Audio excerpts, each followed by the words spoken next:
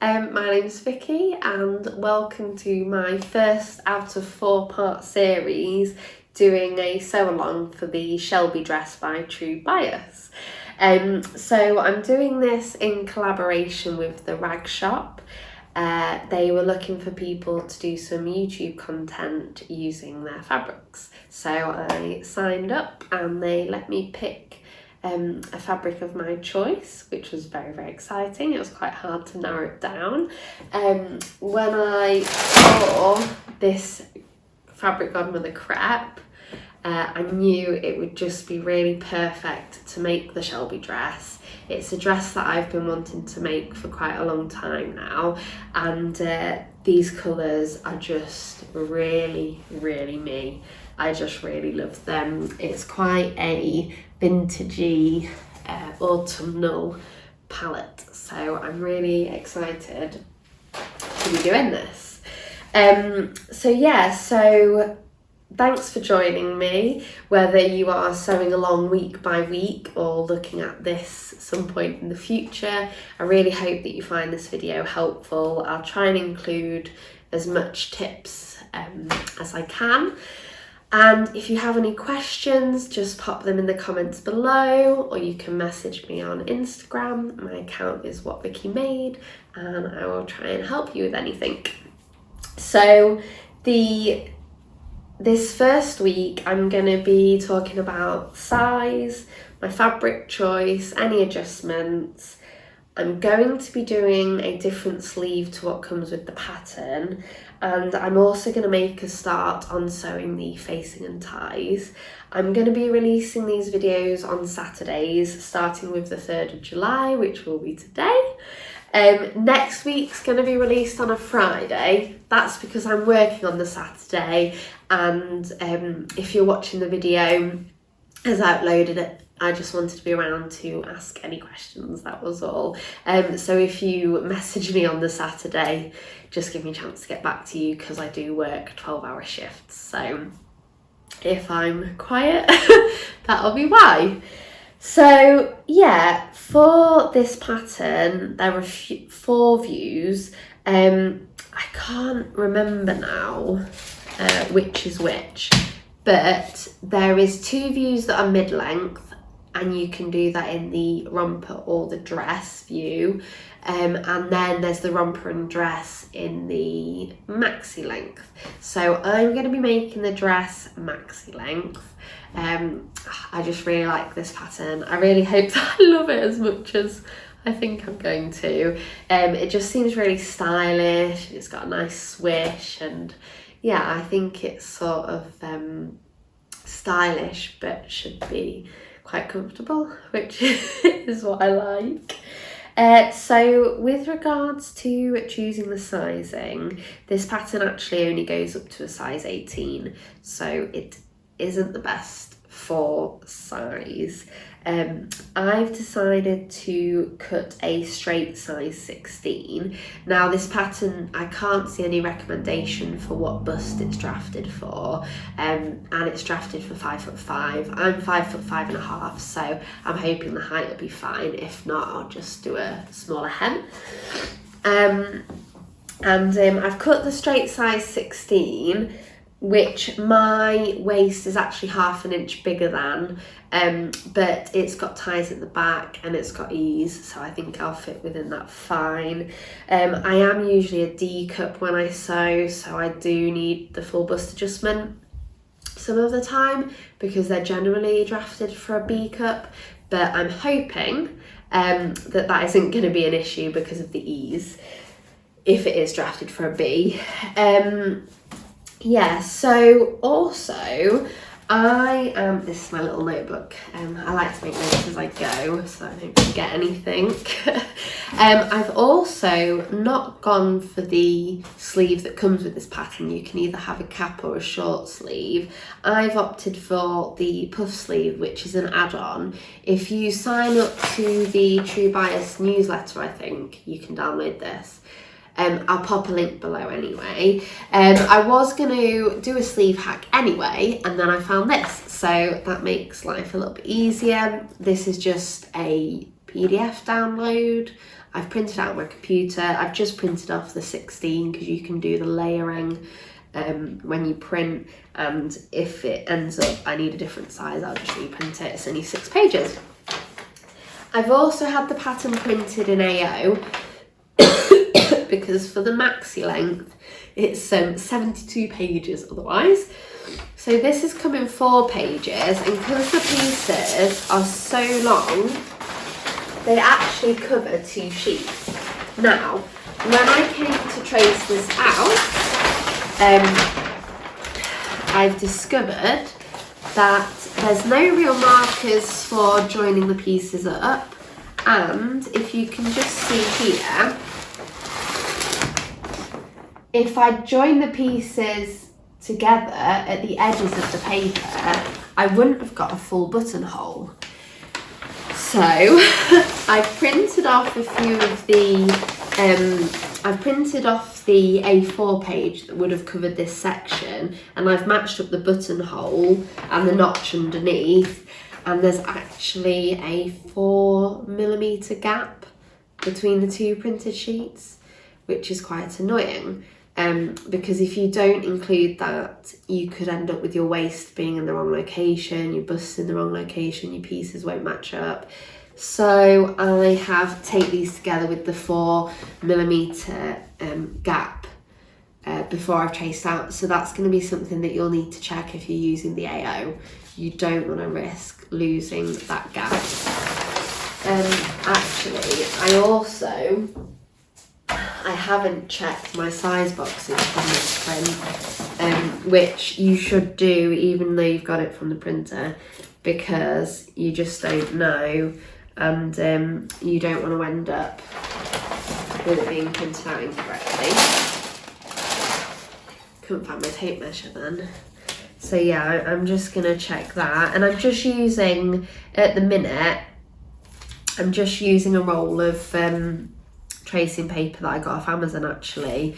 I've run out of my pattern trace paper, which is my preferred, so I thought I'd give this a go. It's okay, but it's a bit stiff, so I think I'll go back to the pattern trace afterwards, because although it's a bit more money, I like to reuse patterns, and I think if I can afford it, it'll be nice. So yeah, so I'm going to get a start tracing this and cutting up my fabric. And I did also have someone ask me about how to hire the neckline, so I'm going to flip the camera around and I will show you how I would go about altering the neckline for this pattern. Okay, so I was asked how I would go about altering the neckline of this dress / romper. So I'm hoping you can see clear enough. It is a little bit late now. I've had to spend quite a long time matching up my AO pattern pieces, unfortunately. So this is the front centre for the long dress. If you were using the romper, it is a different piece, or if you're doing the shorter version, but I would use the same technique anyway. So what I would do first of all is trace out the original pattern piece, and then it's 1/2 inch seam allowance. So I would just mark this at my shoulder seams like this. And then also I would mark my 1/2 inch seam allowance around my neckline. And then what you can do is you can hold this up against your body, and it will give you an idea of how much higher you want the neckline to be. Obviously you don't have to do this, but if you want a specific neck height, then that will make your life easier. And then you attach the facing to the centre, so whatever adjustments you make to this piece, you will need to also make to the facing. And I would just Decide how much higher you want it. I don't know, maybe you decide on 1 inch. That's 1 inch. And I would straighten I'm just checking this is catching. The front is a relatively straight line, so I would continue that up to just below that inch, and then if you can see the previous line slightly curved to give it a shaping. So I would do like so, and then I've got this Pattern Master, which I got for my birthday, so that was lovely.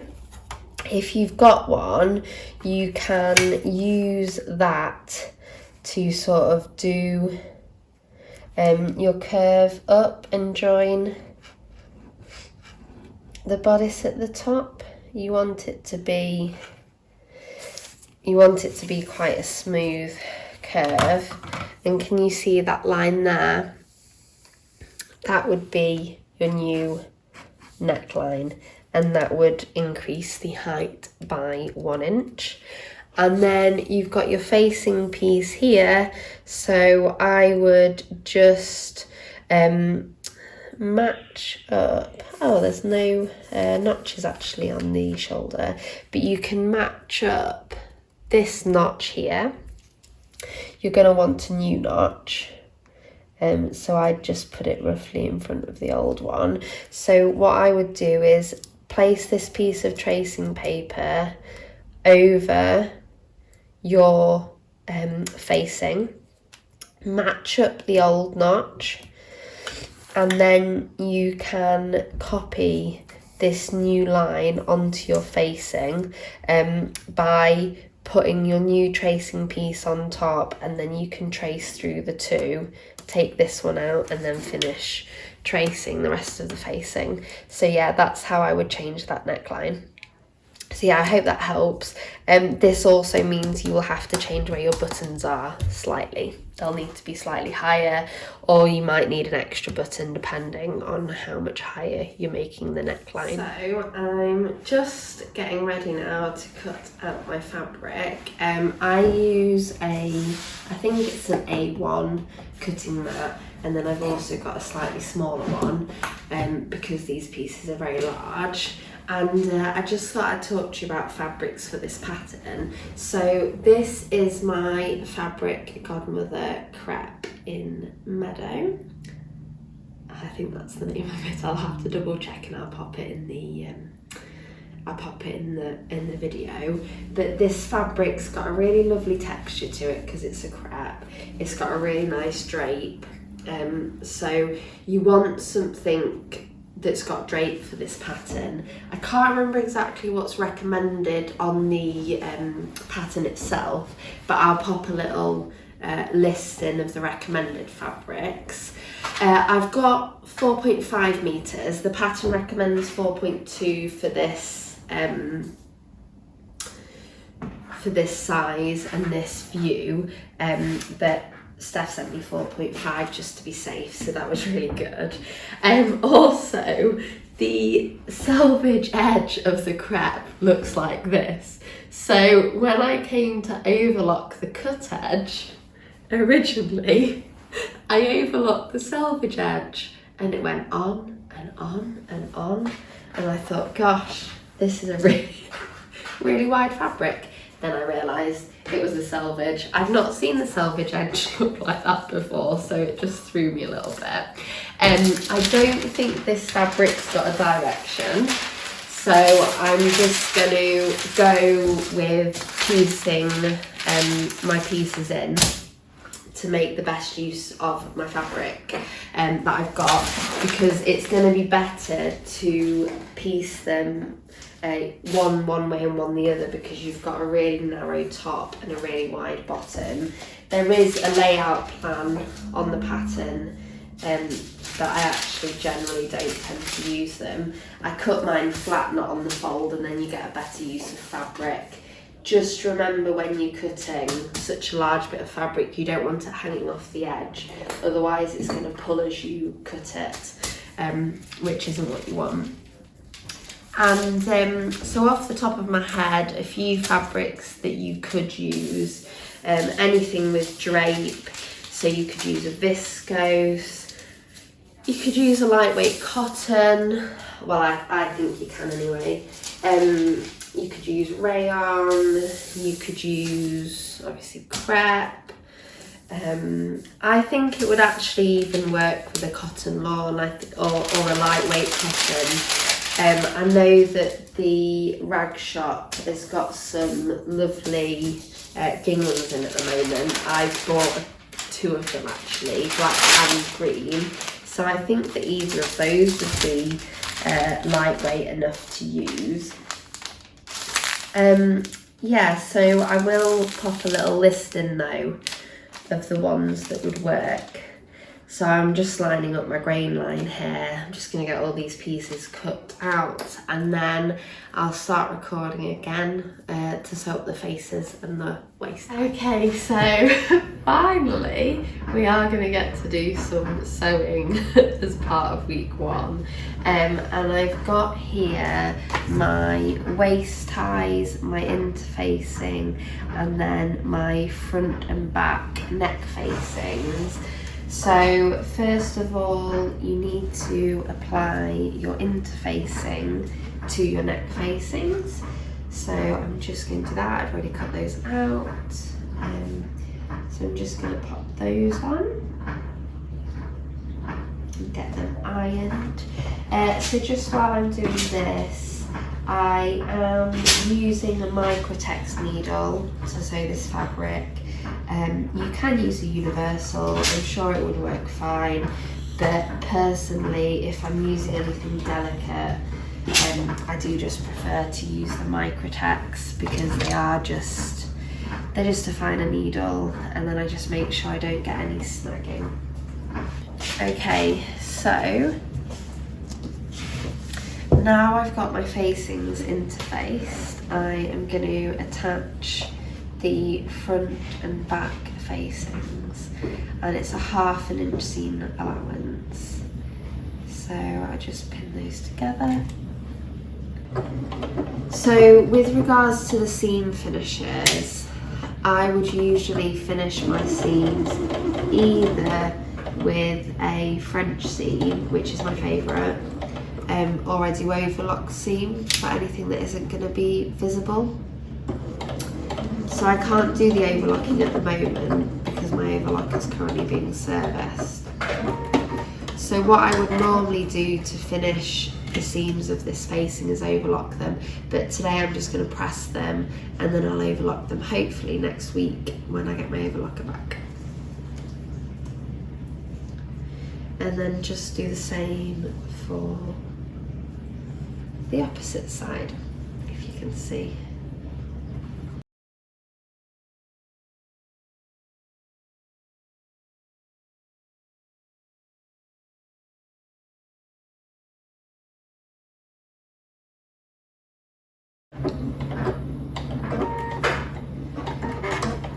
And it also says on the instructions to finish the inside curve, the outside curve, which will be this one.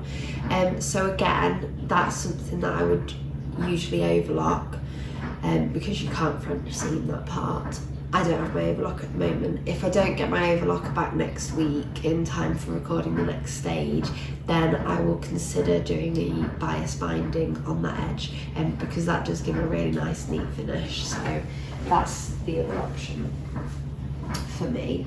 So I'm just going to press these seams open, and then that's ready for next week. And then for the waist ties, they need to be folded in half, right sides together, and then they're going to be sewn with a 1/2 inch seam allowance down the longest length. Now the pattern says to not fold one of the short edges, but I am going to fold the short edge because I think it looks neater and I'll be able to pull it through. So I'm just going to do that now.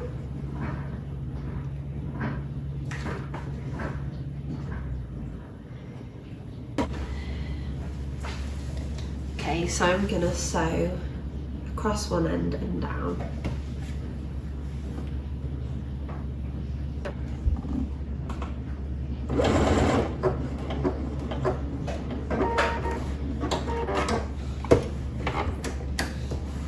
So that's one done. So I'm just going to trim seam allowances on it. I do a little angle on the corners. Oops. And then just trim down the outside. Okay, so I've just squashed the initial bit of fabric in, ready to turn it. And then I use this point turner by hooking the end and hopefully just pulling it through. But unfortunately, these things are always quite fiddly. You can get quite a few different variations of strap turners. This is just one I got off Amazon. I think it was about £2. And it does do the job. There we go. It's through. So yeah, so I'm just going to iron that flat now. So how the instructions say to do it was to not sew across the end, and then you can just fold the end under twice and top stitch. But I just think this looks neater. So it's maybe a bit fiddlier, but not that much. And then you're just going to iron that strap flat, and then I'm going to do the same with the other strap. So I'm just going to repeat what I just did with the first strap for the second strap, and then that's going to be the end of my sewing for this week. Next week we're going to be doing assembling the front and back bodices. I look forward to seeing everyone's progress. If you are joining in, use the hashtag Vicki Shelby sew along. I'm going to be keeping an eye on that, and I'll look forward to seeing everyone's progress. If you are taking part, or even if you're doing this at a later date, just give me a tag. I'm Whatvickimade on Instagram. If you've got any comments or need any help with anything, just pop a comment below, or you can message me on Instagram privately if you prefer. And yeah, I'll look forward to seeing you next week. Bye!